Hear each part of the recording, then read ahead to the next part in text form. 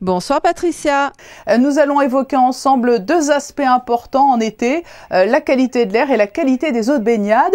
Commençons peut-être par la première. Le gouvernement alerté lundi sur un niveau d'information du public qui était atteint en matière de pollution de l'air. Il était susceptible d'être franchi lundi. Qu'est-ce que cela signifie ?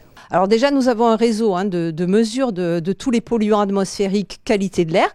Spécifique au territoire, avec un maillage assez important sur le territoire de Monaco.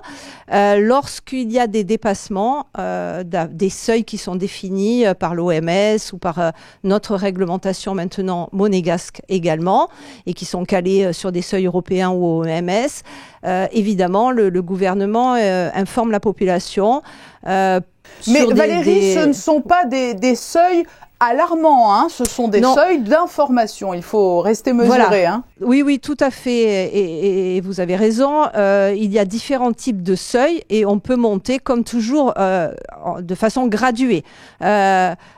Jusqu'à des alertes où là, effectivement, les seuils sont extrêmement importants et demandent des mesures particulières. Là, nous sommes sur un seuil d'information. L'important, c'est surtout d'alerter les gens qui sont un peu plus susceptibles d'être atteints par ces pollutions. Notamment, là, c'est un pic d'ozone qui est très fréquent en été, qui est un polluant secondaire, lié notamment à la chaleur et aux UV, à la dégradation due aux UV, et prévenir les populations sensibles, surtout de ne pas faire de sport dans ces cas-là intenses. Et certaines mesures de précaution. Oui, parce que c'est un seuil d'information qui est suivi de recommandations qui sont formulées. Oui. Donc la première concerne effectivement les personnes vulnérables. Il y a aussi, je crois, les usagers de la route et les personnes qui seraient amenées à manipuler des produits un peu toxiques. Oui, notamment les solvants et les peintures, chaleur et pic d'ozone, il faut essayer de limiter. Et évidemment, quand on arrive à des seuils d'information, on prévient aussi si les gens peuvent télétravailler, mais il n'y a pas d'obligation. On n'est pas, une fois de plus, là, sur cet épisode-là, sur des seuils d'alerte. C'est aussi préparer les gens et d'abord le devoir d'information du gouvernement, sur ces sujets-là qui sont des sujets de santé publique aussi, d'environnement, mais aussi de santé et d'impact sur la santé, et aussi de préparer à certaines mesures, à certaines habitudes. Oui, c'est presque des recommandations de bon sens. Mais alors, elle vient d'où ? C'est une pollution à l'ozone ? Elle vient notamment de la circulation ? Comment l'expliquer ? À l'ozone, oui, en tout cas c'est la chaleur et trafic routier, chaleur. La particularité de l'ozone, c'est que ça se dégrade et ça arrive de beaucoup d'endroits sur des très longues distances. Donc on ne peut pas savoir d'où vient ça, parce que l'ozone peut être région, voire plus. On a des pics. Nous, ce que l'on surveille aussi, ce sont les autres polluants.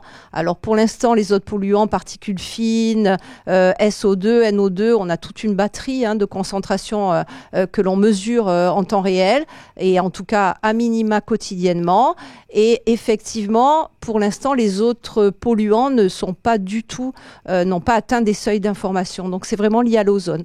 Donc voilà pour la qualité de l'air. Parlons maintenant de la qualité des eaux de baignade. C'est une préoccupation aussi de tous les instants en cette période estivale. Chaque année, la saison balnéaire, évidemment, il y a une augmentation de nos prélèvements. La direction de l'environnement a un laboratoire d'analyse, donc tous les prélèvements et les analyses se font vraiment chez nous. On maîtrise l'intégralité de la chaîne, on va dire, entre guillemets, ce qui a un avantage parce qu'on peut être assez réactif. Et effectivement, de début mai à septembre, nous faisons des analyses de qualité des eaux de baignade pour savoir si, notamment au niveau bactériologique, les eaux sont de bonne qualité. J'allais vous demander, il y a le vent, la chaleur, l'automobile pour ce qui est de l'altération de la qualité de l'air. Et pour l'eau, qu'est-ce qui pourrait altérer sa qualité ?